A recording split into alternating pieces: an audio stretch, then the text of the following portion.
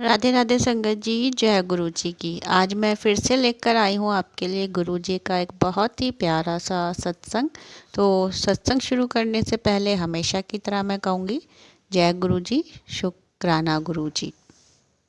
तो मुझे पहली बार गुरु जी के दर्शन का अवसर जुलाई 2003 में मिला। मेरा पाँव टूटा हुआ था, जिसकी जल्द ही शल्य चिकित्सा होने वाली थी। यह शल्य चिकित्सा पहली बार नहीं हो रही थी। गुरुजी के दर्शन से पहले भी 3 बार मेरी शल्य चिकित्सा हो चुकी थी, जो कि असफल रही क्योंकि संक्रमण काबू से बाहर हो गया था। लेकिन इस बार मैं गुरुजी के पास आया और शल्य चिकित्सा करवाने की आज्ञा ली। गुरुजी ने आज्ञा दे दी। हमें 2 चिकित्सकों के बीच चुनाव करना था। मैंने गुरुजी से पूछा कि हम किसका चुनाव करें। गुरुजी ने चयन हमारे ऊपर छोड़ दिया और कहा, किसी से भी करवा लो। गुरुजी की आज्ञा से मेरी शल्य चिकित्सा रेवाड़ी हरियाणा के एक अस्पताल में हुई और मुझे 6 महीने तक आराम करने की सलाह दी गई। यह मेरे परिवार के लिए अत्यंत आश्चर्य की बात थी कि शल्य चिकित्सा पूरी तरह से कामयाब हुई थी।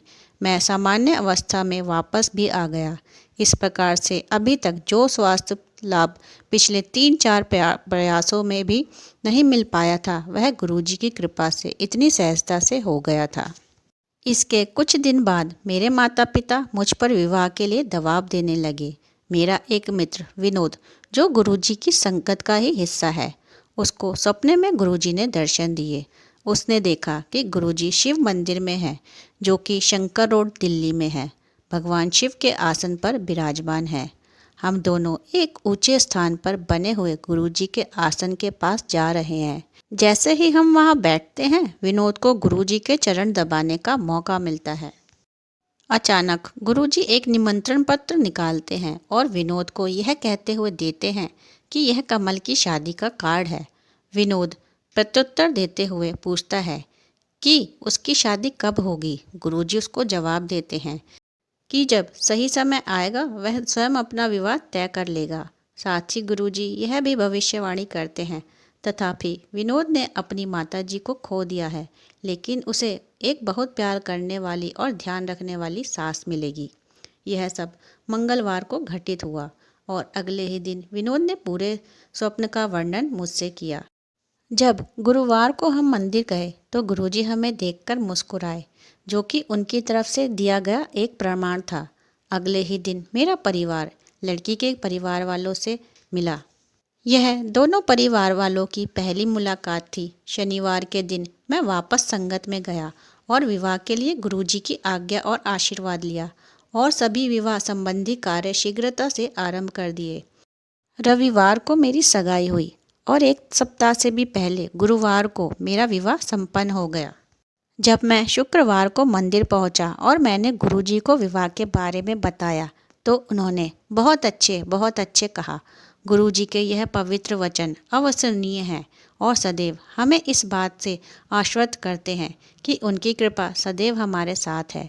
जब मेरी पत्नी पहली बार मेरे साथ गुरुजी के मंदिर गई, गुरुजी ने उसे जा ऐश कर कहकर आशीर्वाद दिया। अगर मेरे विवाह में कोई प्रामाणिकता है तो कोई भी अनुमान लगा सकता है कि गुरुजी के स्वप्न सिर्फ स्वप्न नहीं होते, वह गुरुजी के साक्षात दर्शन के ही समान है। गुरुजी का एक स्वप्न जो हकीकत बन गया। मेरा विवाह एक ऐसे ही प्रकरण है।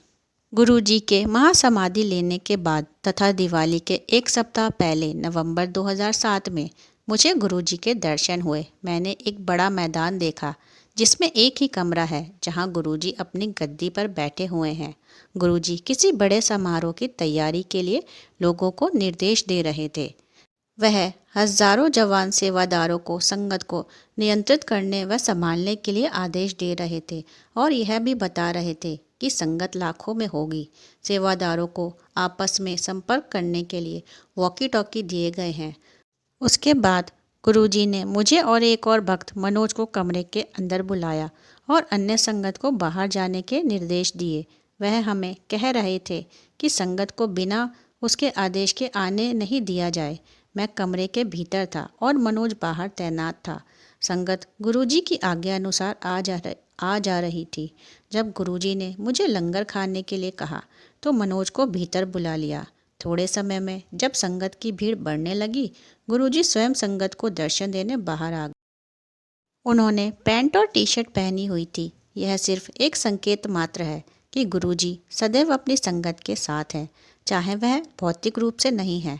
सचमुच गुरुजी एक अंतहीन प्यार का सागर है तथा हम बहुत ही भाग्यशाली हैं कि हम उनकी चिरकालिक शरण में हैं। गुरुजी से यही प्रार्थना है कि हम सभी पर अपनी कृपा बनाए रखें। तो यह सुना आपने गुरुजी का बहुत ही प्यारा सा सत्संग। और जिस सत्संग में आपने सुना कि गुरुजी अगर किसी को सपने में नज़र आते हैं या कोई संदेश संगत को देते हैं तो वह सच होता है। जैसा कि मैं अपने हर सत्संग में बताती हूँ कि गुरुजी किसी न किसी रूप में संगत तक अपना संदेश ज़रूर पहुँचाते हैं, चाहे वह सपने के ज़रिए हो, चाहे वह उनकी खुशबू के ज़रिए हो। गुरुजी अपने होने का एहसास अपनी संगत तक ज़रूर पहुँचाते हैं और हमेशा अपनी कृपा दृष्टि अपनी संगत पर बनाए रखते हैं। तो गुरुजी के ऐसे ही प्यारे से सत्संग के साथ मैं जल्द मिलूँगी अपनी नेक्स्ट वीडियो में। तब तक के लिए राधे राधे, जय गुरुजी, शुक्राना गुरुजी। गुरुजी आप सबको ब्लेस करें।